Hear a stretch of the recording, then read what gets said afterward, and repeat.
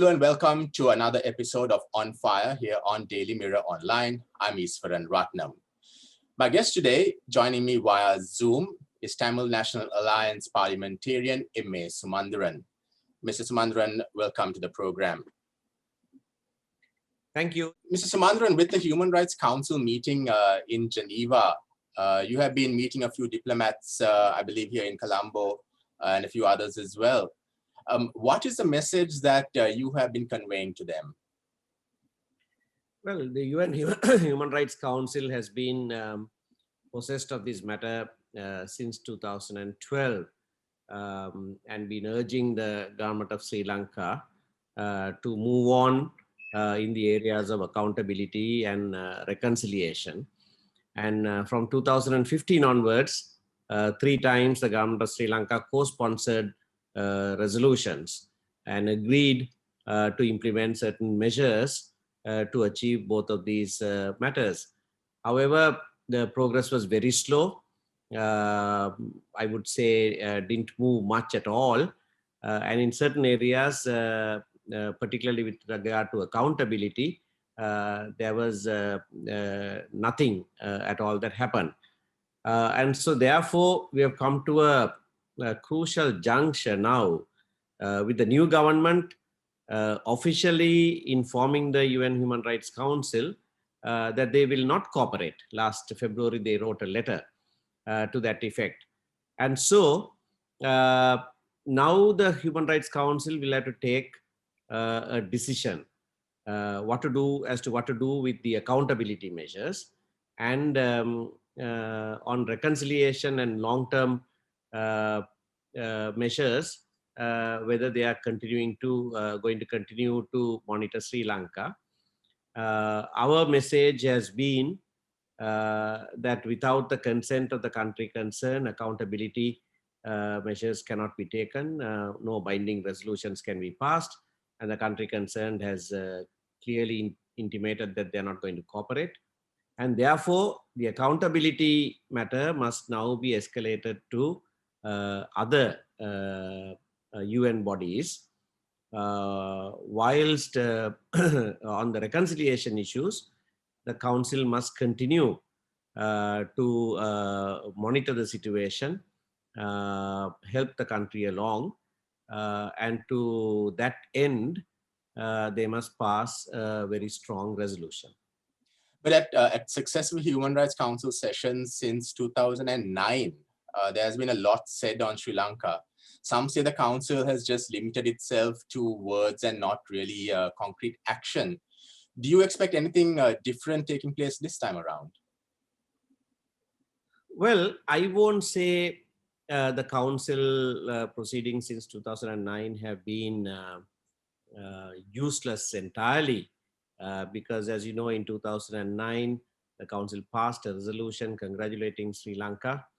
But thereafter, since Sri Lanka did not adhere to the promise made to the UN Secretary General who visited Sri Lanka, and in Kandy made a joint statement with the then president on the 26th of May 2009, the Secretary General appointed a panel of experts headed by Marzuki Darusman, and they gave their report, I think on the 31st of March 2012 or 2011. Now, everything was thereafter based on that. In September 2011, the Secretary General sent that report to the President of the UN Human Rights Council.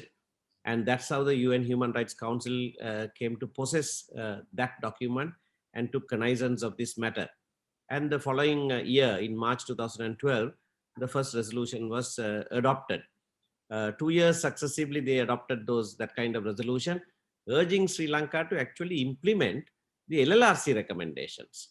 And when that was not happening, in 2014, they mandated the High Commissioner for Human Rights to lead an investigation, an international investigation, which was later called OISL. And that report came out on the 16th of September 2015. So we've had some movement. And it was thereafter, on the 1st of October 2015, that the first consensus resolution was adopted, HRC 30/1. And under those resolutions, 30, then 34 and 40, some measures were taken. For instance, the Office of Missing Persons was established, Office of Reparations was established, enforced disappearances was made an offense in Sri Lanka.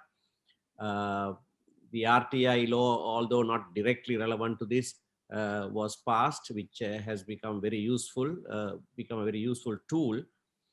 There was a draft resolution on Truth Commission, and another one to repeal the PTA and enact what was called the CTA. Both of those did not happen before that. The Sirisena Wickramasinghe government collapsed. So very slow progress, but progress nonetheless. But now we are at a point where there is no prospect of any progress under this government. This government, as of late, they've been making certain moves. Just before Geneva comes up, we see them appointing a commission as well. Do you think that these are steps that will really be recognized in Geneva? No, those steps are looked upon as not as anything worthy of consideration. You don't appoint commission after commission and then appoint another commission to oversee those commissions. That's just that doesn't work. So it's a joke actually about these commissions in international circles. And I don't think the Sri Lankan government itself thinks that they are taken seriously when they appoint these commissions. And a lot is being said by certain groups on what they say is the failure by the Human Rights Council to maybe address crimes committed by the LTTE. In your opinion, do you believe the LTTE committed war crimes in the first place?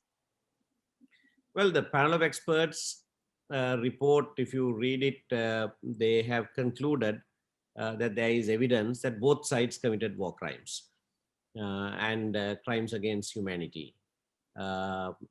They have listed what the government of Sri Lanka is supposed to have done and what the LTT is supposed to have done.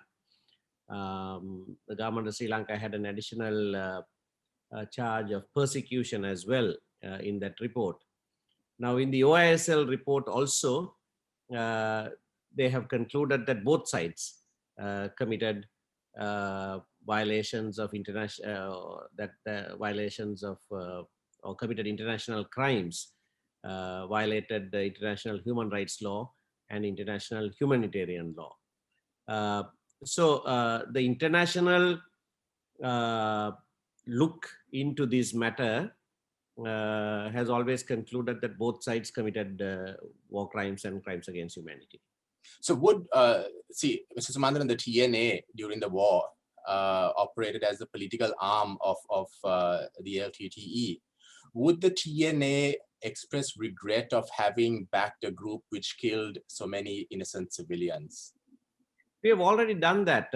We published a response to the LLRC report. I think it's dated 15th of January 2011, if I'm not mistaken, sorry, 2012, in which we have very clearly expressed our regret for the crimes committed in the name of the Tamil people by various armed groups. And is digging up the past only going to further sort of hamper the attempts to unite the communities in Sri Lanka? No, it's not quite digging up the past. It's actually finding the truth. I think that is fundamental. That is why in transitional justice, the first pillar is truth. Without the truth, you cannot move onto the other phases of reconciliation. Truth is found not for the purpose of punishing, or any negative consequence. And I'm of the firm belief that the truth, in fact, shall set you free. But how long do you think this process will actually take place? We see these, attempts being made over and over again. Are you expecting a sort of a timeline by when, this should end and then, we can move forward? Now, that depends on the government of Sri Lanka, really, to come to the realization that it is in the interest of the country as a whole that you face the truth. My belief also is that once the truth is established, the Tamil community will also be in a position to move on. Once you realize that, well, in the war, both sides committed crimes. The scale may be very different. The responsibility on the government may be heavier, given that they were a lawful government. Nevertheless, once you come to terms with the fact that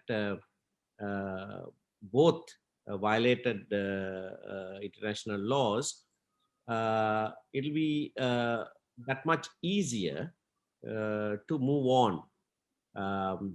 The South Africans often tell us to secure the future. That is, in our, if you were to translate that to our situation, frame a new constitution, change the rules of engagement, a new social contract by which you will live. So they say secure your future and then look at the past. Because until you secure your future, you are going to find it difficult to handle what happened in the past.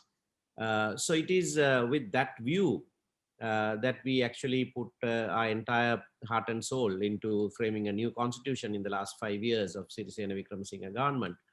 And we came to the point of actually even presenting a draft constitution to Parliament. Unfortunately, that didn't see the light of day. So that is as important. The guarantee of non-recurrence, which is a final pillar of transitional justice, is as important as everything else. And it doesn't have to be sequentially addressed. Once the people have the confidence that now we have settled, as to how we are going to live in the future together, that will give them the confidence to deal with the past. You spoke about the constitutional drafting process. This government is also has sort of commenced a process to draft a new constitution. Do you see, the Tamil aspirations being considered in this process? The committee they have appointed doesn't give us any confidence at all. Nevertheless, we have forwarded them a document in which we have categorically stated that the Tamil national question, or the national question as we call it, must be settled. If we are to frame a new constitution for the country, the issue that plagued the country the most, that made the country bleed the most, must be settled. Without settling that, there is no point in enacting a third Republican constitution. And as to how that should be settled is also well known to everybody. From the Indo-Lanka Accord time, the 13th Amendment, and thereafter, every government proposal, Mangala Munasinghe Select Committee, Chandrika Bandaranaike's 3 proposals, even Mahinda Rajapaksa's own APRC proposals and the expert committee proposals, and thereafter Sirisena Wickremesinghe government's consensual proposal with regard to power sharing, everybody agreed. It has all been in the same direction, and they were government proposals. And the last one, we also concurred with it. So there is a large consensus on how this can be resolved. And if that were to be abandoned, and this committee or this government now seeks to travel in the opposite direction, that will spell disaster for this country. When we talk about the Indo-Lanka Accord, India's relationship with Sri Lanka seems to have been strained in recent times. How do you think this will affect the whole Geneva process, India's role in Geneva? You see, in the previous 3 resolutions when the government of Sri Lanka did not conquer 2012, 13, and 14, twice India abstained from voting in 12 and 14. In 2013, they actually voted for the resolution. So, Geneva process is something that they have either abstained from or voted for. They've never resisted those resolutions concerning Sri Lanka. So we believe that kind of consistent position will be maintained by India. And in the given circumstances, when after 11 years there is no movement at all, we would urge India to actually support a resolution. That it's left to be seen what decision the Indian government makes on this. But we have a sizable population in Tamil Nadu who also are looking to the central government to act correctly in this kind of instance. And how important is the return of the US to the Human Rights Council in Geneva? That's crucial because in 2012, if you remember in 2011 September, when the panel of experts report was sent to the council, Canada brought a resolution in September 2011, but they couldn't pass it. So they deferred it because they didn't have enough votes. But in 2012 March, when the US led the process, they were able to gather the votes. US returning to UN Human Rights Council and keeping that same interest in this multilateral forum handling these matters is a huge boon to us because whatever said and done, eventually that is a body consisting of members which are countries, and countries have their affiliations and various political processes. Globally, they are aligned with one or the other, and so on. So US coming back into UN Human Rights Council has given us fresh hope. And let's just focus a bit on the Tamil diaspora, Mr. Sumanthiran. The diaspora seems to be split on how this issue needs to be addressed. We see one group calling for a separate state, whereas others are looking at a more, negotiated process, a process where there's just devolution of power. How does this affect the whole situation? You see, one has to understand the position of the diaspora. Most of them are persons who fled the country because of violence unleashed on them over a period of time, and particularly in 1983. And so they are very bitter about their own experience in this country, the fact that they were not regarded as equal citizens, etc. Some have lost hope, and I won't blame them because successive governments have not delivered. Even the ones that said we will settle the issue have not been able to deliver. So they have lost hope. And so they think there is no possibility of settling this matter within one country. We don't think so. We think it can be settled. And if Sinhala leaders genuinely and honestly address this issue and lead their people, the matter can be settled. It is not that we are asking for anything that belongs to the Sinhalese or the Buddhists. They are the majority of this country, and that position will not change. They are preponderantly the majority. I mean, 70-75% is not something that you can change. But we must have equal status, and I don't think anybody can argue with that.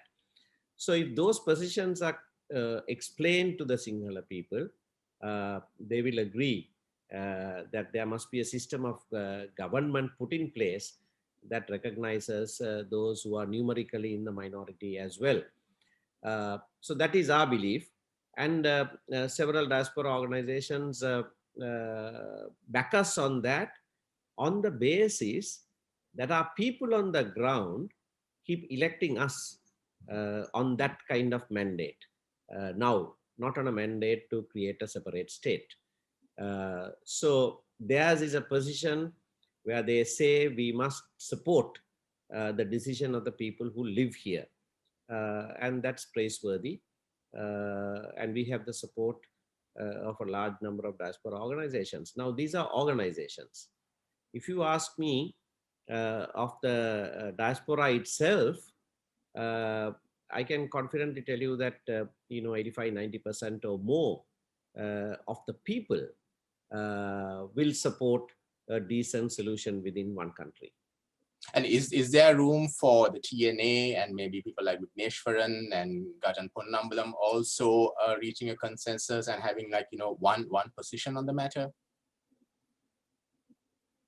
Well, as far as I know, no one here is articulating the goal of a separate state. So to that extent, we are agreed that there must be a solution within one country. As to what that must look like, there may be slight differences.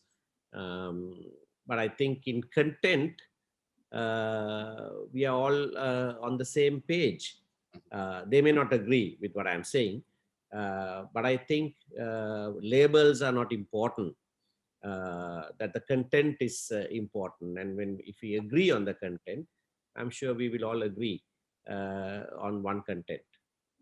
And you as an individual have been the focus of attention in recent days, especially after special security provided to you had been withdrawn by the Law and Order Minister Sarath Veerasekara. How is this affecting you, Mr. Sumanthiran? Well, it doesn't affect me at all. When I'm supposed to have escaped assassination attempts in the past, I did not have the special security. The special security was given to me after those events. So it was God's providence that I escaped those attempts, and I think keep escaping many more, which I may not even know. So eventually it's all in God's hands. But there is a responsibility on the government. Once they know the threat level, and they themselves have found those threat levels, and I didn't find them, they have apprehended and jailed more than 30 people on account of attempts to assassinate me, and they are prosecuting those cases. And the minister says in Parliament on the 10th of February, 3 times he got up and said, yes, that there is a threat. But he has misbehaved, so we have removed his security, and that won't do. That is worse than just irresponsibility. That is, I would say, criminal conduct on the part of the Law and Order Minister, Minister of Public Security, who says that they have reports that there are live threats against me, but will not provide security. And can a minister just use the police as and when he wants to? Isn't there a system in place? Like now, if you are under threat, and if the minister himself says that you are under threat, shouldn't that security be provided anyway? Well, there is very little that happens in this country at the moment that is ideal. When the president says, what I say is the circular, my verbal instruction, you take it as the circular, then you know whether there is rule of law or something else that's happening here. You spoke about earlier about hope. Do you see hope for this country in the future? Of course, I have hope in the people. We are passing through a dark tunnel at the moment, but I always see light at the end of it. And I think the people will make that happen, just that we have to give them the right leadership. And can the Tamils maybe in the future even depend on this government? Well, there is no nothing that suggests that we can depend on this government, but stranger things have happened. So I'm not ruling anything out. Right. Okay, Mr. Sumanthiran, thank you for joining us.